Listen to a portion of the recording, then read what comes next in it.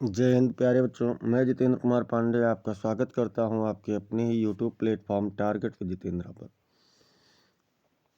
प्यारे बच्चों, UP board exam 2026 का क्लास 10th की हिंदी 18 फरवरी को होना है और उस 18 फरवरी की तैयारी के लिए आज हम लोग देखेंगे अंतिम प्रहार। अंतिम प्रहार में अंतिम जंग टारगेट विद जितेंद्र के संग आप लोगों को करना है। अभी आप लोगों के पास कल का भी समय बचेगा। तो अंतिम प्रहार में देखते हैं, आज हम लोग हिंदी पूरा पेपर फोड़ कर आओगे, बहुत अच्छा करके आओगे, बेहतरीन एकदम से सुपर पेपर होगा। अगर आप लोग चैनल पर नए हैं तो चैनल को सब्सक्राइब कर लीजिए, बेल आइकन दबा दीजिए, इस क्लास को लाइक करके इसे अपने मित्रों के पास में शेयर कर दीजिए। और चलिए हम लोग देखते हैं पहले प्रश्न से कि क्या कह रहा है पहला प्रश्न। श्रेष्ठ निबंधकार, आलोचक एवं इतिहासकार के रूप में जाने जाते हैं। कौन जाना जाता है? बालकृष्ण भट्ट, या फिर पद्मलाल पुन्नालाल बख्शी, या रामचंद्र शुक्ल, या इनमें से कोई नहीं। तो बच्चों, हिंदी साहित्य में श्रेष्ठ निबंधकार भी हैं, आलोचक भी हैं और इतिहासकार भी हैं आचार्य रामचंद्र शुक्ल जी। सी वाला विकल्प आपका बिल्कुल सही उत्तर हो जाएगा। प्रश्न संख्या 2 कह रहा है कि महादेवी वर्मा द्वारा रचित रेखा चित्र है कौन सा? जिंदगी मुस्कराई, या अतीत के चलचित्र, या फिर गांव की सांझ, या बाजे पायलिया के घुंघरू। कौन सा है बच्चों महादेवी वर्मा द्वारा रचित? तो महादेवी वर्मा द्वारा रचित जो रेखा चित्र है वो है अतीत के चलचित्र। बी वाला विकल्प आपका बिल्कुल सही उत्तर हो जाएगा। प्रश्न संख्या 3 कह रहा है कोणार्क कोणार्क के रचनाकार हैं कौन है?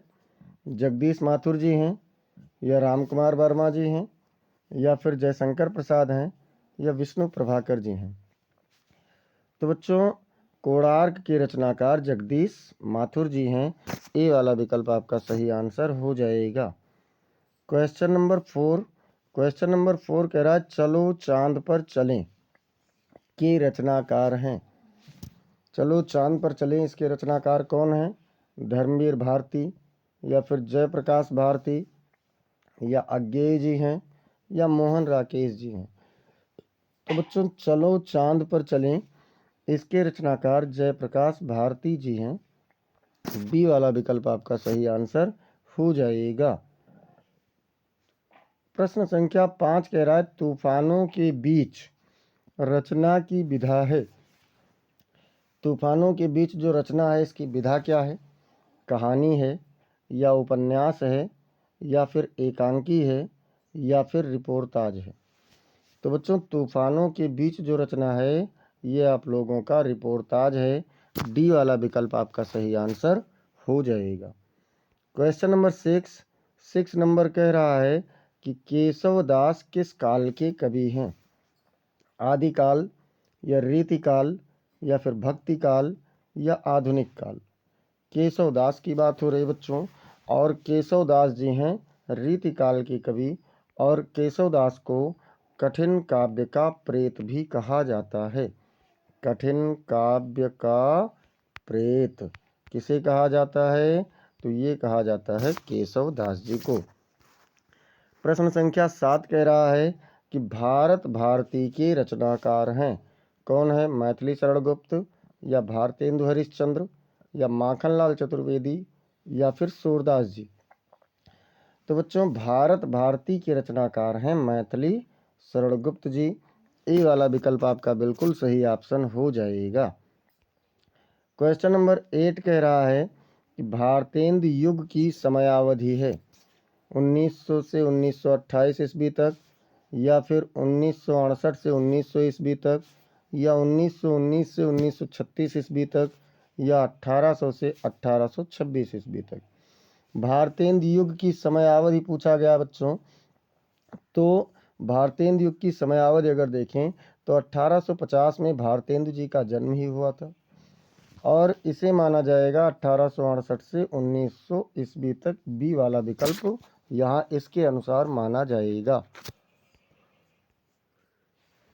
प्रश्न संख्या 9 कह रहा है कि सुमित्रानंदन पंत की रचना नहीं है, ग्राम्या या फिर स्वर्णधूलि या कामायनी या फिर युगांत। सुमित्रानंदन पंत की कौन सी रचना नहीं है बच्चों? तो सुमित्रानंदन पंत की रचना अगर इसमें हम लोग देखें तो कामायनी नहीं है। कामायनी किसकी रचना है? तो ये है जयशंकर प्रसाद जी की। जयशंकर प्रसाद जी की रचना है कामायनी। बाकी जिसे आधुनिक हिंदी का महाकाव्य भी कहा जाता है, और बाकी की सभी रचनाएं सुमित्रानंदन पंत जी की हैं। प्रश्न संख्या 10 कह रहा है रीतिमुक्त काव्यधारा के कवि हैं बिहारी लाल या फिर पद्माकर या फिर केशवदास या फिर घनानंद। कौन है बच्चों रीतिमुक्त काव्यधारा के कवि? तो रीतिमुक्त काव्यधारा के कवि घनानंद जी हैं। कौन है? घनानंद जी हैं। आसी तपो व्रतधारी महाबिनु नारी दुखारे, पंक्ति में कौन सा रस है? अब देखिए बच्चे क्या करते हैं, इसमें दुखारे देखते हैं वो कंफ्यूज हो जाते हैं। ये उस समय की घटना है जब अहिल्या को भगवान राम के जो पत्थर की मूर्ति पत्थर बनी हुई थी, जब उनको भगवान राम के पैरों की धूल मिलती है और वे क्या होती हैं, एक नारी बन जाती हैं, सुंदर नारी। तो उसी समय कहा गया कि बिंद के वासी, मतलब बिंद में वास करने वाले, विंध्याचल क्षेत्र में वास करने वाले जितने भी तपोव्रतधारी हैं वह सभी अभी तक उदास थे क्योंकि नारी का उन्हें दुख था। तो अब भगवान राम आ गए, सभी पत्थर क्या होंगे, शिलामुखी हो जाएंगी, हुई हैं चंद्र शिलामुखी, मतलब जितनी भी पत्थर हैं वो सभी चंद्रमुखी बन जाएंगे। इस खुशी में वह लोग कह रहे हैं। तो यहाँ पर हास्य रस है बच्चों, बी वाला विकल्प आपका बिल्कुल सही उत्तर हो जाएगा। प्रश्न संख्या 12 कह रहा है जहाँ उपमेय में उपमान की समानता प्रकट की जाए वहाँ अलंकार होता है। उपमा होगा या फिर रूपक होगा या उत्प्रेक्षा होगा या संदेह होगा। समानता की बात हो रही है, संभावना नहीं कहा जा रहा है, समानता कहा जा रहा है। तो समानता होगी तो क्या होगा, उपमा अलंकार होगा। संभावना होगा तो रूप उत्प्रेक्षा होगा, और जब भेद रहित आरोप होगा तो रूपक होगा। प्रश्न संख्या 13 कह रहा है सोरठा छंद के दूसरे और चौथे चरण में मात्राएं होती हैं 11 मात्रा या 16 मात्रा या फिर 12 मात्रा या फिर 13 मात्रा दूसरे और चौथे चरण में। तो सोरठा क्या है बच्चों, दोहे का उल्टा होता है। सोरठा के दूसरे और चौथे चरण में 13 मात्राएं, पहले और तीसरे चरण में 11 मात्राएं होती हैं। तो यहाँ पर डी वाला विकल्प आपका सही उत्तर हो जाएगा। प्रश्न संख्या 14 कह रहा है अपव्यय शब्द में उपसर्ग जुड़ा है। अपव्यय शब्द में कौन सा उपसर्ग है? उपसर्ग वह शब्दांश होते हैं जो शब्द के पहले जुड़ते हैं। तो आ है या फिर उप है या अप है या अधि है।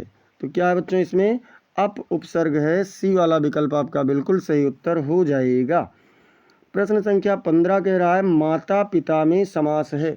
माता पिता शब्द में कौन सा समास है? कर्मधार है या द्विगु या फिर बहुब्रीहि या फिर द्वंद्व समास। तो माता पिता शब्द अगर देखा जाए बच्चों तो माता और पिता कह रहे हैं, माता और पिता मतलब दोनों एक दूसरे के विरोधी हैं। ऐसी स्थिति में क्या होता है, द्वंद्व समास होता है। जब दो पद हों और दोनों प्रधान हों और दोनों में अक्सर क्या होता है, विलोम शब्द होते हैं, बीच में योजक चिन्ह होता है, तो वहाँ पर द्वंद्व समास होता है। प्रश्न संख्या 16 कह रहा है समुद्र शब्द का पर्यायवाची शब्द नहीं है। कौन सा नहीं है ये बताना है। सागर नहीं है या पारावार नहीं है या महीपत या जलधि। तो जलधि और सागर तो सभी जानते हैं, कन्फर्म हो गए। पारावार भी समुद्र की ही पर्यायवाची है, लेकिन महीपत पर्वत की पर्यायवाची है, इसलिए सी वाला विकल्प आपका सही उत्तर हो जाएगा। प्रश्न संख्या 17 कह रहा है 100 का तत्सम शब्द है। 100 जो 100 200 300 ऐसे कहते हैं, उसका तत्सम क्या होगा? सत है या सव है या सत है या इनमें से कोई नहीं। तो बच्चों तत्सम शब्द होगा सत, बड़ा सा यानी तालव्य सा और ता, सत होगा 100 का तत्सम शब्द। प्रश्न संख्या 18 कह रहा है तेसाम में विभक्ति और वचन है। कौन सी विभक्ति है? पंचमी विभक्ति द्विवचन है या सप्तमी विभक्ति एक वचन है या षष्ठी विभक्ति बहुवचन है या फिर चतुर्थी विभक्ति हाँ, चतुर्थी विभक्ति एक वचन है। कौन सा है इसमें से? तो बच्चों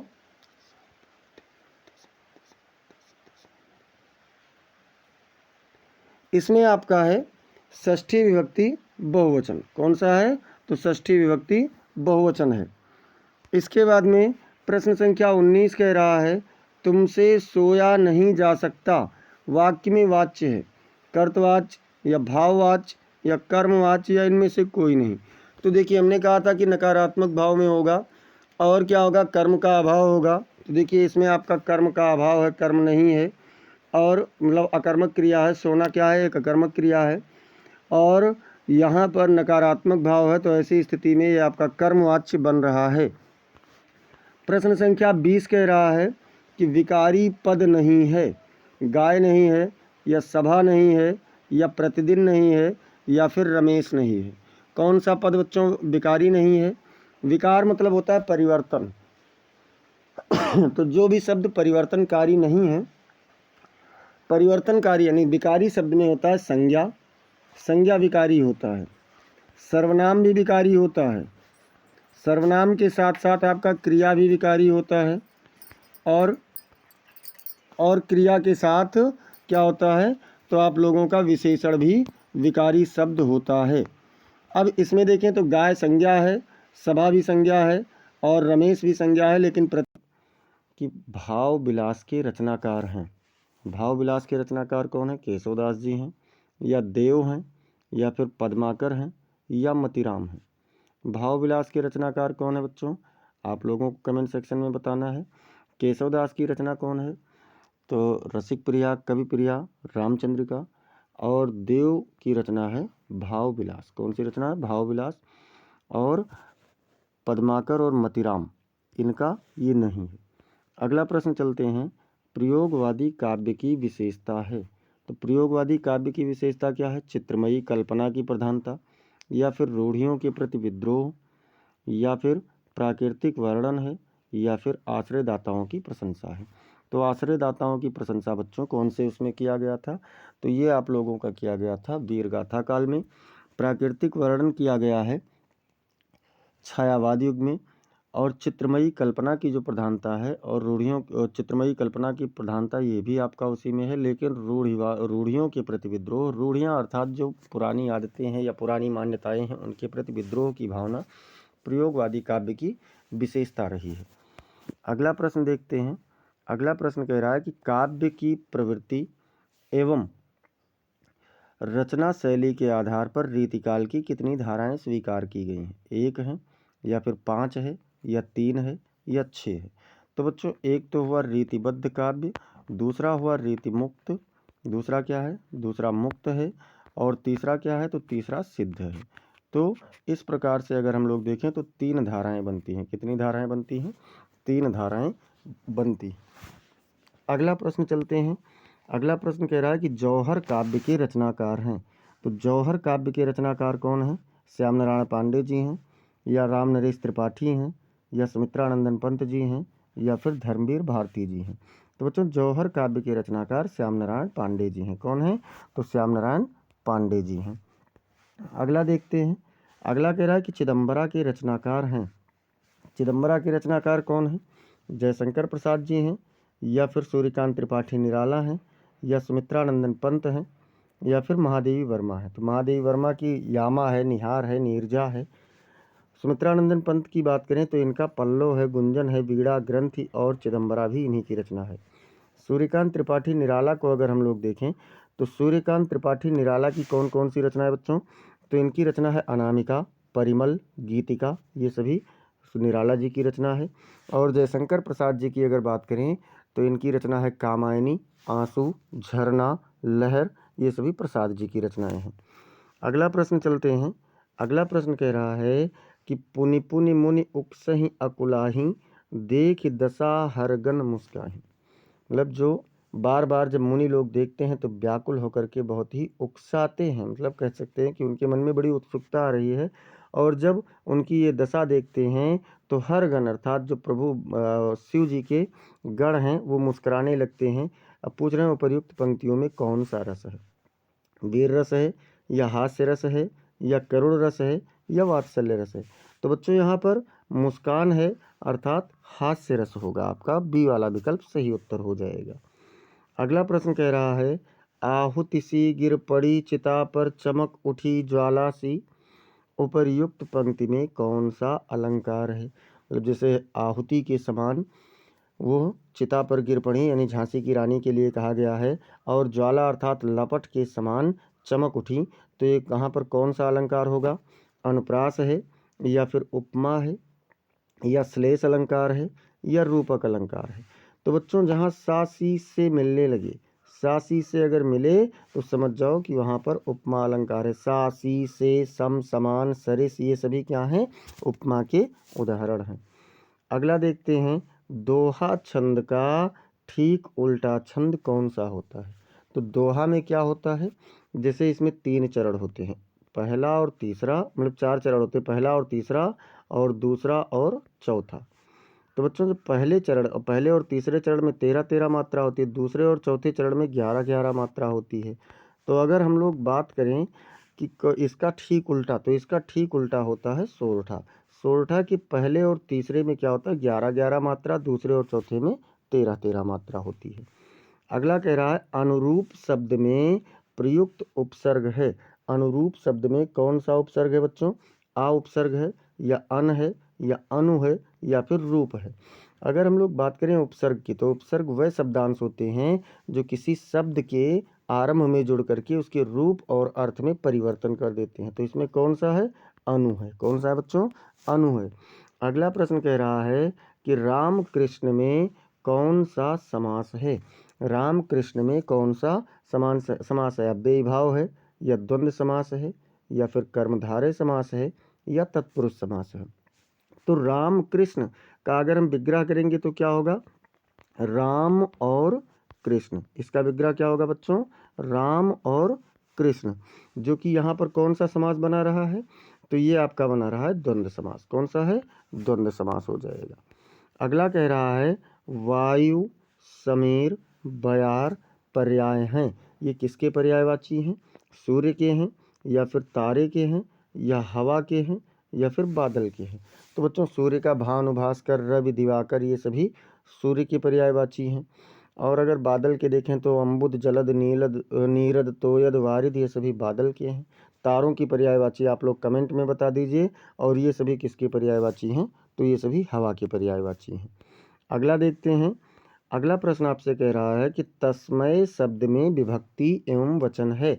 तस्मय शब्द में कौन सी विभक्ति और कौन सा वचन है, चतुर्थी विभक्ति एक वचन या फिर द्वितीय विभक्ति बहुवचन या फिर पंचमी विभक्ति एक वचन या इनमें से कोई नहीं। तो तस्मय ये सा का है, सा तम तेन तस्मय। तस्मय मतलब चतुर्थी विभक्ति एक वचन, सा तम तेन तस्मय। तस्मय क्या है बच्चों, चतुर्थी विभक्ति एक वचन है। अब इसके बाद में चलते हैं अगले प्रश्न पर। अगला प्रश्न कह रहा है संदेहपूर्ण कथन को कहते हैं। अगर कोई कथन संदेहपूर्ण है तो उसे क्या कहेंगे, साधारण वाक्य कहेंगे या प्रश्नवाचक वाक्य कहेंगे या संदेहात्मक वाक्य कहेंगे या फिर नकारात्मक वाक्य।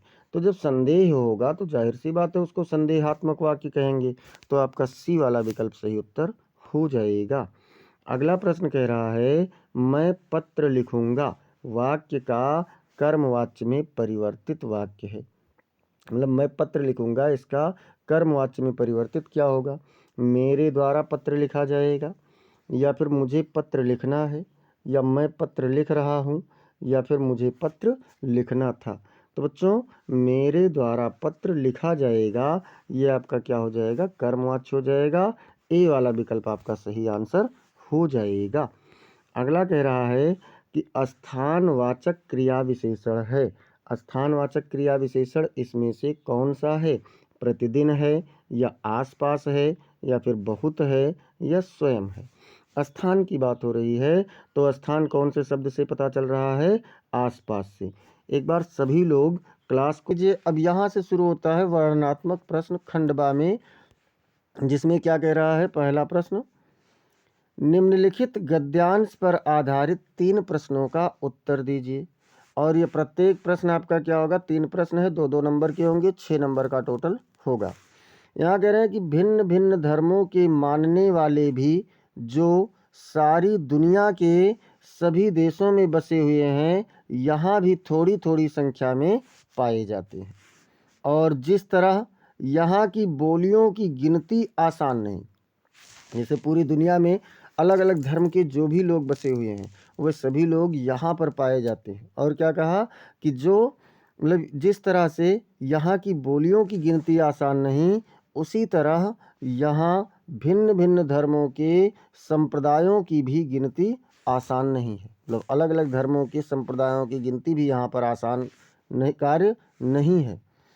इन विभिन्नताओं को देखकर अगर अपरिचित आदमी घबराकर कह उठे कि यह एक देश नहीं अनेक देशों का एक समूह है, यह एक जाति नहीं अनेक जातियों का एक समूह है, तो इसमें आश्चर्य की कोई बात नहीं, क्योंकि बहुत सारे धर्म के लोग हैं, बहुत सारी जातियों के लोग हैं इस देश में। तो उसी पर करें, क्योंकि ऊपर से देखने वाले को जो गहराई में नहीं जाता विभिन्नता ही देखने में आएगी। अब इसमें पहला प्रश्न कह रहा है बच्चों, उपर्युक्त गद्यांश का संदर्भ लिखिए। तो उपर्युक्त गद्यांश का संदर्भ क्या होगा भैया? संदर्भ देख लेते हैं। प्रस्तुत गद्यांश हमारी पाठ्य पुस्तक में संकलित भारतीय संस्कृति पाठ से उद्धृत किया गया है, अर्थात लिया गया है। इसके लेखक डॉक्टर राजेंद्र प्रसाद जी हैं। लेखक इसके कौन हैं? तो डॉक्टर राजेंद्र प्रसाद जी हैं। अगला कह रहा है कि लेखक ने भारतीय संस्कृति को अनेक देशों का समूह क्यों कहा है? लेखक ने भारतीय संस्कृति को अनेक देशों का समूह क्यों कहा है? तो लेखक ने भारतीय संस्कृति को अनेक देशों का समूह इसलिए कहा है क्योंकि भारत में विभिन्न धर्मों, संप्रदायों एवं जातियों के लोग रहते हैं। रेखांकित अंश की व्याख्या। तो रेखांकित अंश क्या है, पहले इसको देख लीजिए। रेखांकित अंश यहाँ से है ये कि इन विभिन्नताओं को देखकर अगर अपरिचित आदमी घबरा कर कह उठे कि यह एक देश नहीं अनेक देशों का एक समूह है, यह एक जाति नहीं अनेक जातियों का एक समूह है, तो इसमें आश्चर्य की बात नहीं। अब इसको हम लोग देखते हैं बच्चों, तो इसमें क्या कह रहे हैं ये यहाँ से देख लीजिए। हाँ, रेखांकित अंश की व्याख्या पहले देख लीजिए।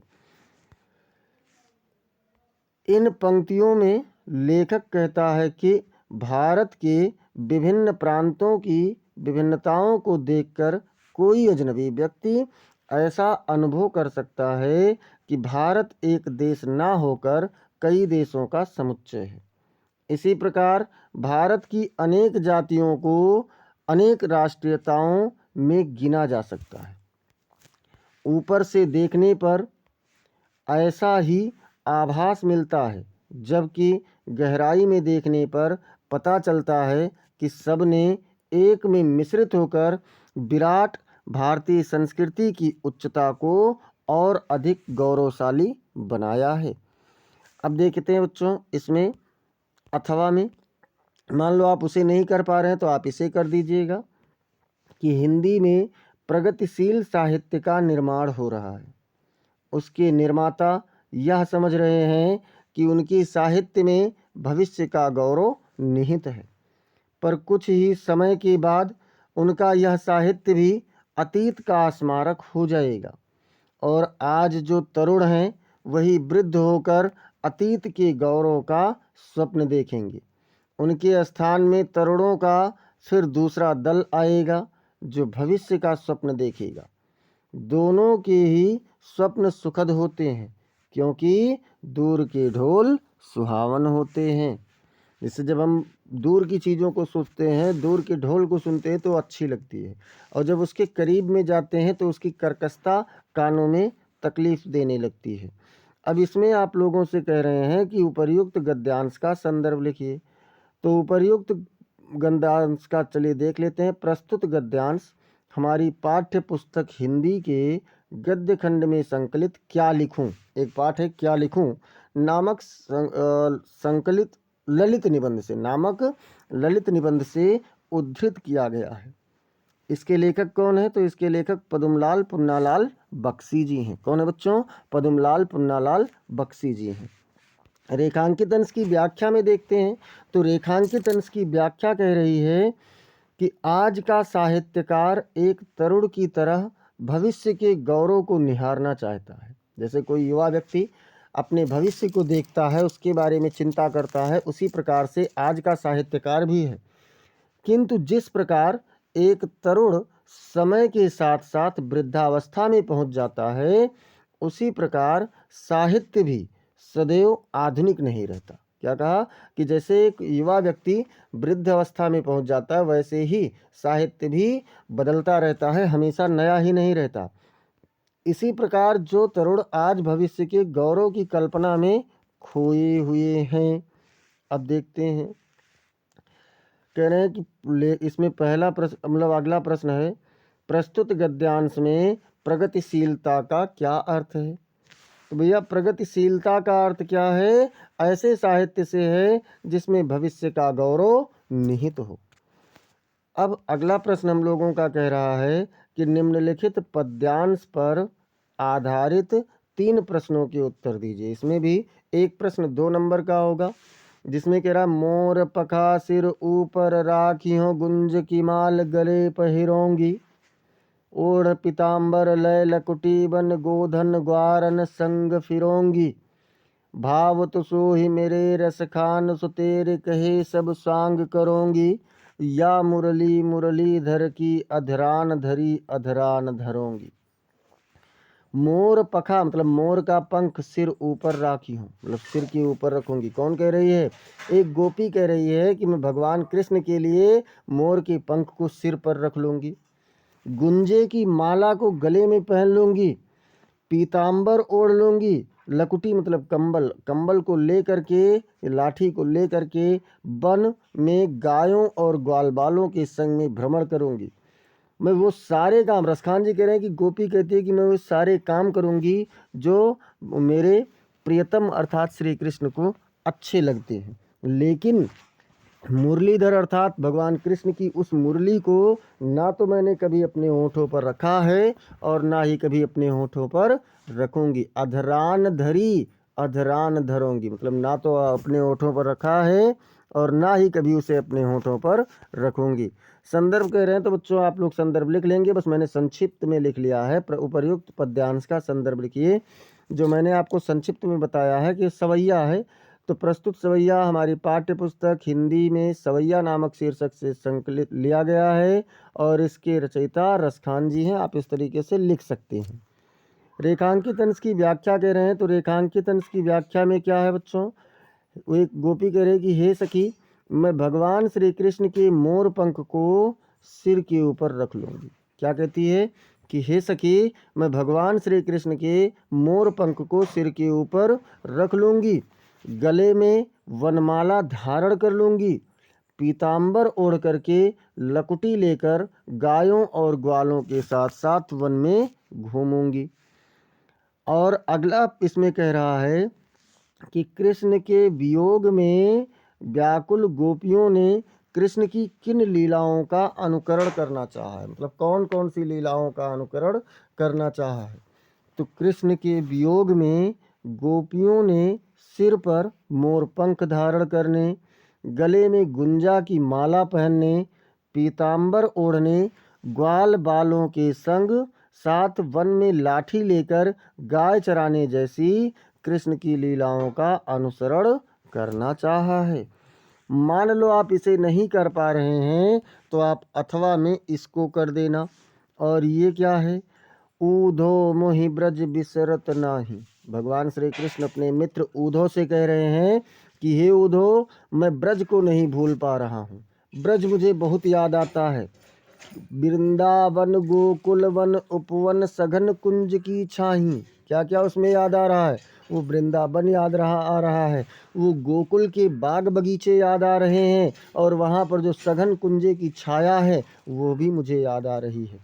प्रात समय जसुमती और नंद देख सुखी पावत, मतलब प्रातः समय सुबह सुबह के समय यशोदा मैया और नंद बाबा देख करके मुझे सुख का अनुभव करते थे।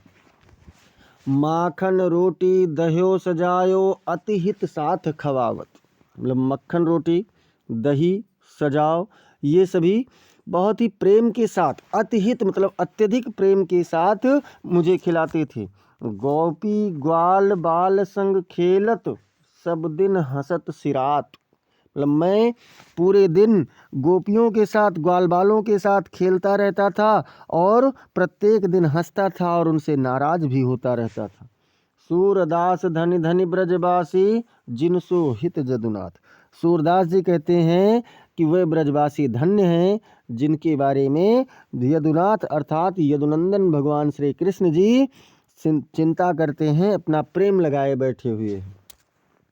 अब इसमें बच्चों क्या कह रहा है, तो इसमें आपका जो पहला प्रश्न है वो कह रहा है संदर्भ, और संदर्भ में आपको पता चल चुका होगा कि महाकवि सूरदास द्वारा रचित सूरसागर से उद्धृत है, जो आपके इसमें पाठ में पद नामक शीर्षक से लिया गया है। कौन से शीर्षक से? पद नामक। रेखांकित अंश की व्याख्या में देखिए, भगवान श्री कृष्ण जी कहते हैं कि हे उद्धव, मुझे ब्रज के सुख याद आ रहे हैं, वे भुलाए नहीं जाते।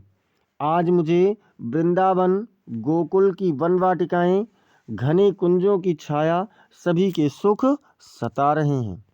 और इसमें तीसरा कह रहा है कि श्री कृष्ण को ब्रज की कौन कौन सी बातें विस्मृत नहीं होती हैं, अर्थात भुला नहीं पा रहे हैं कृष्ण जी।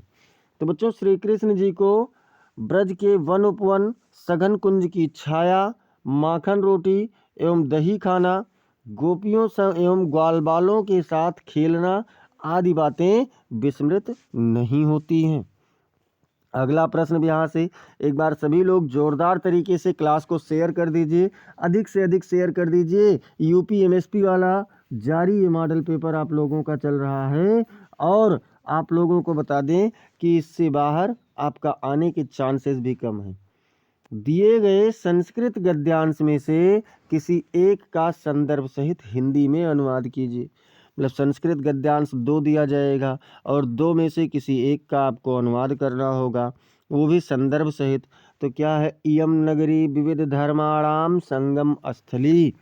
आपको पता चल गया होगा, प्रस्तुत संस्कृत खंड गद्यांश हमारी पाठ्य पुस्तक हिंदी के संस्कृत खंड के वाराणसी नामक शीर्षक से लिया गया है, जिसमें क्या कहा? इयम नगरी मतलब यह नगरी, विविध धर्माणा मतलब अनेक धर्मों की, संगम स्थली मतलब संगम स्थली है।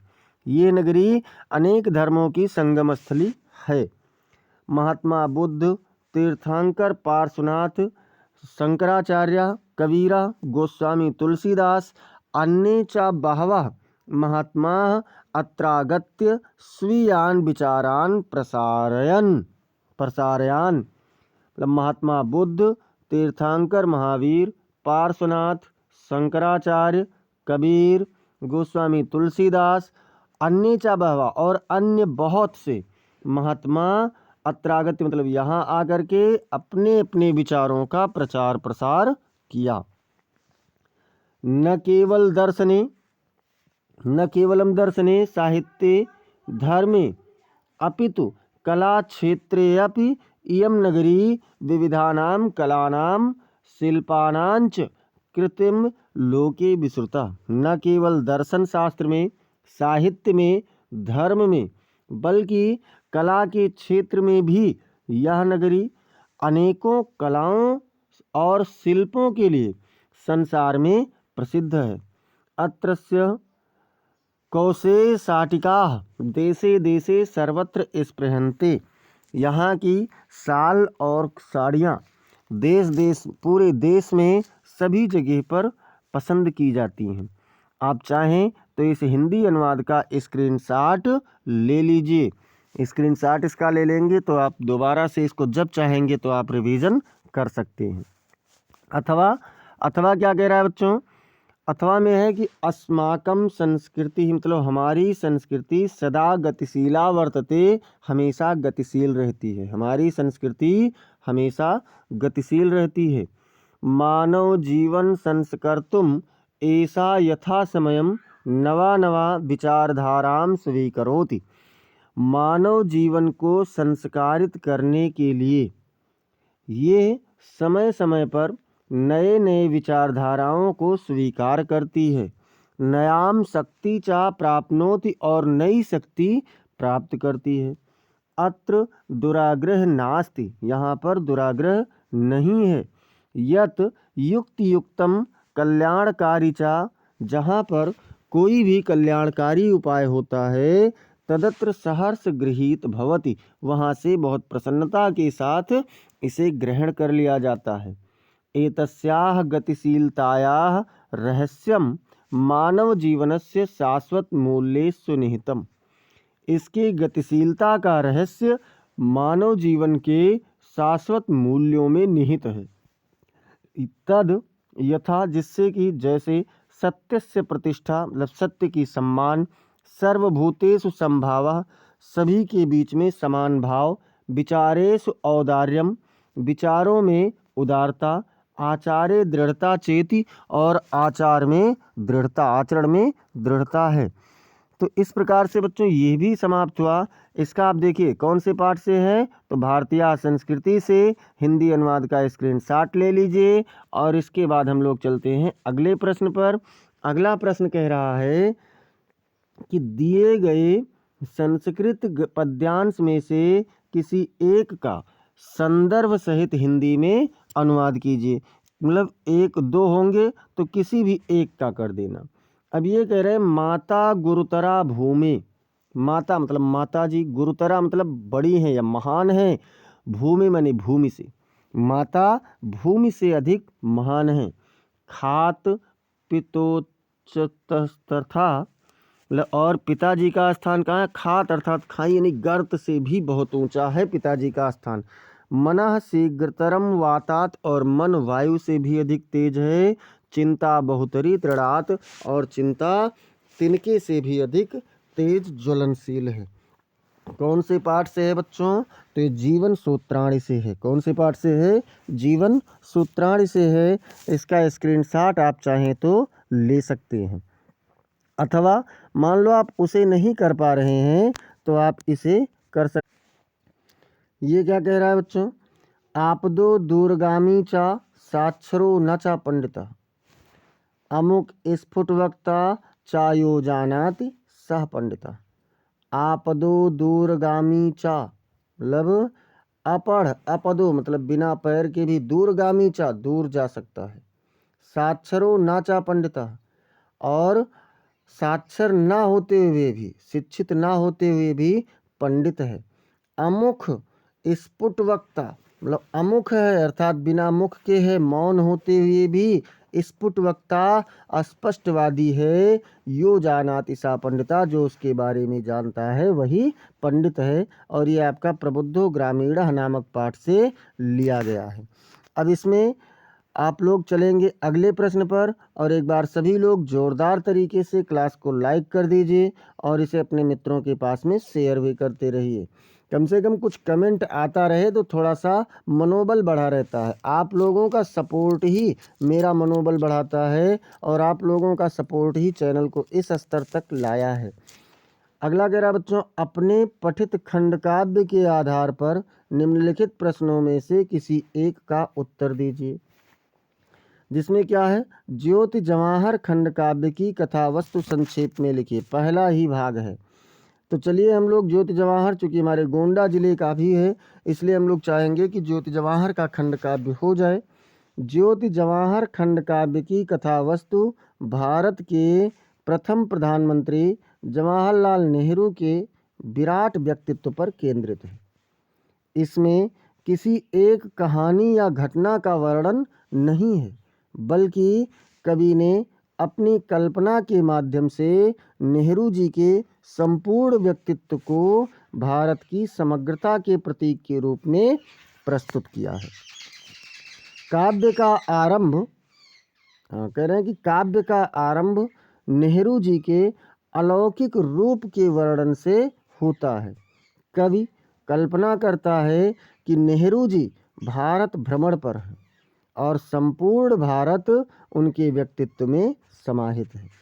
राजस्थान उन्हें अपनी वीरता और त्याग प्रदान करता है, तो हिमालय उन्हें अपनी ऊंचाई और दृढ़ता देता है। दक्षिण भारत उन्हें अपनी कला और संस्कृति से सुशोभित करता है। कवि ने नेहरू जी को भारत का मुकुटमणि और युग का अवतार माना है। उनकी नज़र में नेहरू जी केवल एक व्यक्ति नहीं बल्कि वह शक्ति हैं जिसमें अशोक की शांति, बुद्ध की करुणा, प्रताप का स्वाभिमान और शिवाजी की वीरता का समन्वय है। इस प्रकार इस खंडकाव्य की कथावस्तु नेहरू जी के महान लोकनायक और समन्वयवादी व्यक्तित्व का गुणगान है, जिसे कवि ने भारत के विभिन्न प्रदेशों और प्राकृतिक उपादानों के माध्यम से व्यक्त किया है। अथवा मान लो इसे नहीं कर पा रहे हैं तो अथवा में ज्योति जवाहर खंडकाव्य के आधार पर जवाहरलाल नेहरू का चरित्र चित्रण कीजिए। और इसे बच्चों में पहले से ही करवा चुका हूँ, तो इसमें आपको नहीं करवा रहा हूँ। खंड खा में कह रहा है कि मेवाड़ मुकुट खंडकाव्य के द्वितीय सर्ग लक्ष्मी का सारांश लिखिए। अथवा मेवाड़ मुकुट खंडकाव्य के आधार पर दौलत का चरित्र चित्रण कीजिए। कोई एक करना है जो आपके जिले का निर्धारित हो। खंडगा में कह रहा है कि अग्र पूजा खंडकाव्य की कथावस्तु संक्षेप में लिखिए। अथवा अग्र पूजा खंडकाव्य के आधार पर युधिष्ठिर का चरित्रांकन कीजिए। और फिर क्या कह रहा है, जय सुभाष खंडकाव्य के आधार पर नायक का चरित्र चित्रण कीजिए। अथवा जय सुभाष खंडकाव्य के प्रथम सर्ग का कथानक लिखिए। अब देखिए जय सुभाष के नायक कौन है, तो जय सुभाष चंद्र बोस जी हैं। तो ऐसे ही चा में कह रहा है कि मातृभूमि के लिए खंडकाव्य के संकल्प सर्ग का सारांश लिखना है। अथवा मातृभूमि के लिए खंडकाव्य के आधार पर चंद्रशेखर आज़ाद जी का चरित्र चित्रण कीजिए। फिर 6 नंबर में कह रहा है कि कर्ण खंडकाव्य के आधार पर द्यूत सभा में द्रौपदी सर्ग का सारांश लिखिए। अथवा कर्ण खंडकाव्य के आधार पर श्री कृष्ण का चरित्र चित्रण करना है। इसके बाद में बच्चों जा नंबर में कर्मवीर भरत आ गया और इसमें कह रहे हैं कि कर्मवीर भरत खंडकाव्य के आधार पर कैकेयी का चरित्र चित्रण कीजिए। अथवा क्या करना है, अथवा कर्मवीर भरत खंडकाव्य के आगमन सर्ग की कथावस्तु लिखनी है। इसके बाद में झा नंबर में है कि तुमुल खंडकाव्य के आधार पर लक्ष्मण का चरित्र चित्रण कीजिए। अथवा तुमुल खंडकाव्य के राम मिलन और सौमित्र का उपचार सर्ग की कथा संक्षेप में लिखिए। मतलब इसमें से आपको कोई एक करना है। अगला कह रहा है, अगले प्रश्न में हम लोग पहुंच गए और इसमें कह रहा है का नंबर कि दिए गए लेखकों में से किसी एक का जीवन परिचय देते हुए उनकी एक प्रमुख रचना का उल्लेख कीजिए, जिसमें डॉक्टर राजेंद्र प्रसाद हैं, रामधारी सिंह दिनकर जी हैं और आचार्य रामचंद्र शुक्ल जी हैं। तो चलिए आज हम लोग देखेंगे रामधारी सिंह दिनकर जी का। देखिए सबसे पहले तो आप लोग भी ऐसे करना कि संक्षिप्त परिचय पेपर में पहले एक कोने पर किसी कार्नर पर लिख देना। जैसे संक्षिप्त परिचय में क्या है, संक्षिप्त परिचय में इनका जन्म 1908 ईस्वी में हुआ, मृत्यु 1974 ईस्वी में, जन्म स्थान बिहार में बेगूसराय जिला। अब जब संक्षिप्त आप लिखे रहेंगे तो नंबर बेहतर मिलता है।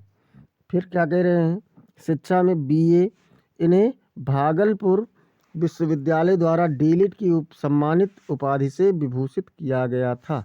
रचनाओं में संस्कृति की 4 अध्याय, हमारी सांस्कृतिक एकता, मिर्च का मज़ा, चित्तौड़ का साका, धूप छाँव, रेणुका, हुंकार, रसवंती, द्वंद्व गीत, कामधेनु, चक्रवाल, नीम के पत्ते, नीले कुसुम, सीपी और शंख, कुरुक्षेत्र, रश्मिरथी, उर्वशी, प्रणभंग, धूप और धुआं आदि। ये सभी क्या है बच्चों, तो ये सभी इनकी प्रमुख रचना। अब यहाँ से शुरू करेंगे जीवन परिचय। मतलब चाहे तो आप कार्नर पर पहले संक्षिप्त में लिख दें और अगर नहीं भी लिखना चाहते तो भी कोई दिक्कत नहीं है। जीवन परिचय में कह रहे हैं रामधारी सिंह दिनकर का जन्म बिहार के बेगूसराय जिले के सिमरिया ग्राम में एक साधारण किसान परिवार में 1908 ईस्वी में हुआ था। प्राइमरी तथा मिडिल परीक्षा पास करने के पश्चात इन्होंने मैट्रिकुलेशन मतलब हाई स्कूल जिसको बोलते हैं परीक्षा मोकामा घाट HE स्कूल से पास किया था। उसके बाद फिर क्या हुआ, फिर आगे चलते हैं। पटना विश्वविद्यालय से BA पास करने के उपरांत मोकामा घाट हाई स्कूल के प्रधानाध्यापक हो गए। इसके पश्चात सरकारी नौकरी में आ गए। फिर बिहार विश्वविद्यालय के हिंदी विभाग के अध्यक्ष पद पर आसीन हुए। 1952 ईस्वी में ये भारतीय संसद के सदस्य निर्वाचित हुए। कुछ समय के लिए आप भागलपुर विश्वविद्यालय के उपकुलपति भी रहे हैं। तदंतर भारत सरकार के गृह विभाग में हिंदी सलाहकार के रूप में इन्होंने हिंदी की सेवा की। 1972 ईस्वी में इन्हें भारतीय ज्ञानपीठ द्वारा इनके उर्वशी नामक काव्य पर 1,00,000 रुपए का ज्ञानपीठ पुरस्कार प्राप्त हुआ। ध्यान रखना है, उर्वशी पर इन्हें ज्ञानपीठ मिला है। भागलपुर विश्वविद्यालय द्वारा इन्हें डीलिट की उपाधि से सम्मानित उपाधि से विभूषित किया गया था।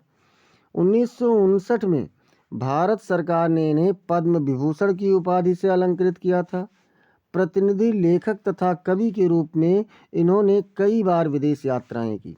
1974 ईस्वी में इनकी असामयिक मृत्यु हो गई। रचनाओं में क्या है, दिनकर जी ने गद्य तथा पद्य दोनों में ही लिखा है। इनकी प्रमुख रचनाएं निम्न है। जैसे सांस्कृतिक रचना में क्या है, तो संस्कृति के 4 अध्याय हैं और हमारी सांस्कृतिक एकता है। बच्चों के लिए अगर कविता संग्रह देखें तो इसमें है मिर्च का मजा, चित्तौड़ का साका और धूप छाँव। ये बच्चों के लिए कविता लिखी है इन्होंने। इसके बाद में कविता संग्रह में अगर देखें तो इनका है रेणुका, हुंकार, रसवंती, द्वंद्व गीत, कामधेनु, धूप और धुआं, नीम के पत्ते, नीले कुसुम, सीपी और शंख, नए सुभाषिती और चक्रवाल। ये इनके क्या है बच्चों, कविता संग्रह है। महाकाव्य में इन्होंने 3 महाकाव्य लिखा है, कुरुक्षेत्र, रश्मिरथी और उर्वशी, ये 3 इन्होंने लिखा है। खंड काव्य देखें तो इसमें इन्होंने प्रणभंग लिखा है।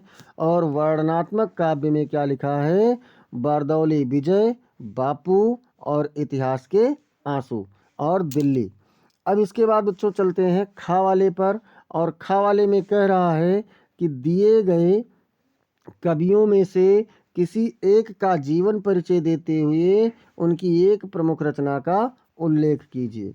जिसमें क्या है, बिहारी लाल जी या फिर सूरदास जी या फिर मैथिली शरण गुप्त। तो चलिए हम लोग देखेंगे बिहारी लाल जी की जीवन परिचय को। क्या है बच्चों, स्मरणीय तथ्य में इनका जन्म कब हुआ, तो 1595 ईस्वी। जन्म स्थान कहाँ है, तो बसवा गोविंदपुर ग्वालियर में। और मृत्यु कब हुई, तो 1663 ईस्वी में। पिता का नाम पंडित केशव राय चौबे। क्या नाम है, केशव राय चौबे। रचना में बिहारी सतसई जो कि 719 दोहों का संग्रह है। जीवन परिचय देख लेते हैं। जीवन परिचय में कह रहे हैं रीतिकाल के महान कलाकार महाकवि बिहारी का जन्म 1595 ईस्वी में ग्वालियर के निकट बसवा गोविंदपुर नामक गांव में हुआ था। ये मथुरा के चौबे थे। पिता का नाम केशव राय था। 8 वर्ष की आयु में इनके पिता इन्हें अपने साथ ओरछा यानी बुंदेलखंड ले गए। इनके गुरु आचार्य केशवदास थे। इनके गुरु कौन थे, तो आचार्य केशवदास थे। बिहारी का बचपन ओरछा में बीता। युवावस्था में ये अपनी ससुराल मथुरा जाकर रहने लगे थे, किंतु ससुराल में उचित सम्मान न मिलने के कारण ये वहाँ से कन्नौज के राजा मिर्जा जय सिंह के दरबार में चले गए। वैसे भी अगर ससुराल में आप भैया 2-4 दिनों के लिए हैं तब तक तो सम्मान मिलेगा, 2-1 दिन, लेकिन अगर पर डे हैं तो ससुराल में उचित सम्मान नहीं मिल पाएगा। फिर वो सम्मान भी अपमान जैसा सम्मान मिलेगा। वहाँ इन्हें पर्याप्त सम्मान मिला। जब ये राजा जय सिंह के यहाँ गए तो उन्हें सम्मान मिला। कहते हैं कि उस समय राजा अपनी छोटी रानी के प्रेम पास में फंसे हुए थे। वे राजकाज की सब चिंता छोड़कर हर समय अपने महल में पड़े रहते थे। तब बिहारी ने राजा के पास एक दोहा लिखकर भेजा। कौन सा दोहा लिखकर भेजा था? नहीं पराग नहीं मधुर मधु, नहीं विकास इहि काल, अली कली ही सो विंध्यो, आगे कौन हवाल। मतलब ना कोई पराग है, ना कोई मधुर मधु अर्थात कोई मधुमास का महीना है, ना ही इस समय कोई विकास है, फिर भी आप अली कली अनेस भंवर कले के बीच में ही फंसे हुए हैं, सुंदरी के बीच में ही फंसे हुए हैं, तो आगे का क्या हाल होगा। और होता क्या है, इस एक ही दोहे ने राजा की आंखें खोल दी। वह ठीक से राज्य की देखभाल करने लगे। दरबारी जीवन में बिहारी को बहुत सम्मान मिला। कहा जाता है कि राजा जय सिंह बिहारी के प्रत्येक दोहे की रचना पर 1 स्वर्ण मुद्रा पुरस्कार में देते थे। 1663 ईस्वी में इस महाकवि का परलोकवास हो गया। रचना में बिहारी की एक ही रचना है, बिहारी सतसई, जो कि 719 दोहे इसमें हैं। ठीक है बच्चों, अब इसके बाद हम लोग चलते हैं अगले प्रश्न पर। उससे पहले एक बार सभी लोग क्लास को जोरदार तरीके से लाइक कर दीजिए और इसे अपने मित्रों के पास अधिक से अधिक शेयर करके पहुंचा दीजिए। क्या कह रहे हैं, अपनी पाठ्यपुस्तक से कंठस्थ कोई एक श्लोक लिखिए। अपनी पाठ्यपुस्तक से कंठस्थ कोई एक श्लोक लिखिए जो इस प्रश्न पत्र में ना आया हो। तो चलो लिख देते हैं। सर्वे भवन्तु सुखिनः, सर्वे सन्तु निरामयाः। क्या है? सर्वे भवन्तु सुखिनः, सर्वे सन्तु निरामयाः, सर्वे भद्राणि पश्यन्तु, मा कश्चित् दुख भाग भवेत्। मतलब सभी सुखी हों, सभी निरोगी हों, सभी का कल्याण हो और किसी को कोई भी दुख ना हो। अगला प्रश्न कह रहा है कि निम्नलिखित में से किन्हीं 2 प्रश्नों का उत्तर संस्कृत में दीजिए। किसी भी 2 प्रश्न का उत्तर आपको संस्कृत में देना है, जिसमें पहला प्रश्न कह रहा है कि भारतीय संस्कृति मूलम किमस्ति। भारतीय संस्कृति के मूल में क्या है? तो भैया विश्वस्य स्रष्टा ईश्वरः एकः एव अस्ति। विश्व की सृष्टि करने वाला, विश्व की रचना करने वाला ईश्वर एक ही है। इति मतलब यही भारतीय संस्कृति मूलम अस्ति, भारतीय संस्कृति के मूल में है, उसकी जड़ में है।